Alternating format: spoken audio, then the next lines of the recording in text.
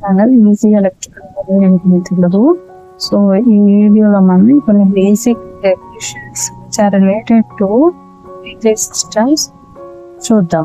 So వీటితో మనం analysis చేసేటప్పుడు కన్ఫ్యూజ్ అవ్వకుండా ఏ టర్మ్ ఏంటిది అనేది మనకి క్లియర్గా అర్థం అవుతుంది. ఓకే, సో ఫస్ట్ అది ఫేజ్ సీక్వెన్స్ అన్నమాట. ఫేజ్ సీక్వెన్స్ అంటే ఫర్ ఎగ్జాంపుల్ మనము ఇది 3 ఫేజ్ వేవ్ ఫార్మ్ తీసుకుంటే కనుక, ఓకే, ఇది ఆర్, నేను వోల్టేజ్ వేవ్ ఫార్మ్స్ రాస్తున్నాను, ఈవై ఈబి. సో ఆర్ వైబి ఫేజెస్ ఉన్నాయి కదా. సో చూడండి, first R phase maximum attain చేసింది, అలాగే Y phase maximum point attain అయ్యింది, తర్వాత బి ఫేజ్ అటైన్ అయింది. సో దీన్ని ఫేజ్ సీక్వెన్స్ అంటారు. చూడండి ఇక్కడ డెఫినేషన్ లో the sequence in which the voltages in phases reach the maximum positions.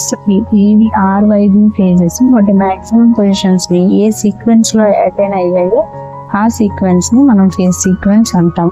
Clock wise direction లో అయితే గనక దీన్ని ఆర్వైబి ఫేజ్ సీక్వెన్స్ అని చెప్పొచ్చు. అదే యాంటీ క్లాక్ వైజ్ డైరెక్షన్ లో ఏముంది, బివైఆర్. సో బివైఆర్ అని రాయాలి.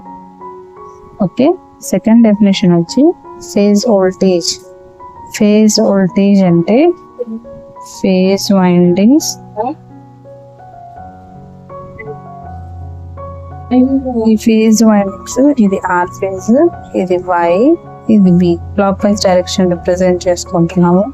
ఇక్కడ ఇది న్యూట్రల్ పాయింట్. నేను స్టార్ ని ఎగ్జాంపుల్ గా తీసుకొని మాట్లాడుతున్నాను. ఓకే, ఇక్కడ ఈ వైండింగ్ అక్రాస్ ద ఏదైతే వోల్టేజ్ మెజర్ చేస్తామో దాన్ని VPH అంటాం.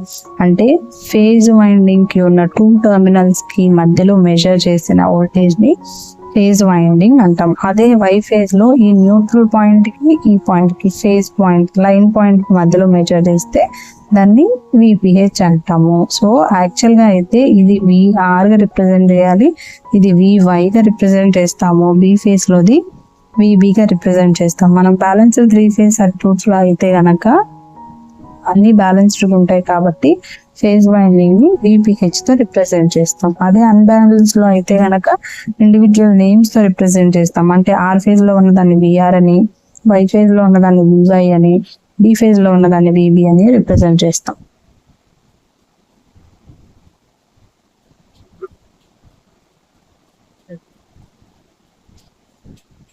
ఓకే, థర్డ్ డెఫినేషన్ వచ్చి ఫేజ్ కరెంట్.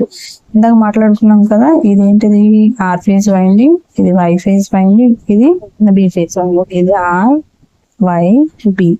ఒక పర్టికులర్ ఫేజ్ లోనే ఫ్లో అయ్యే కరెంట్ ని, అంటే ఇందులో ఫ్లో అయ్యే కరెంట్ ని IR అంటాము. అలాగే వై ఫేజ్ లోకి ఫ్లో అయ్యే వైండింగ్ లోకి ఫ్లో అయ్యేదాన్ని IY, బి వైండింగ్ లోకి ఫ్లో అయ్యేదాన్ని IB అని రాస్తాం. ఇక్కడ న్యూట్రల్ వైర్ ఉంటుంది.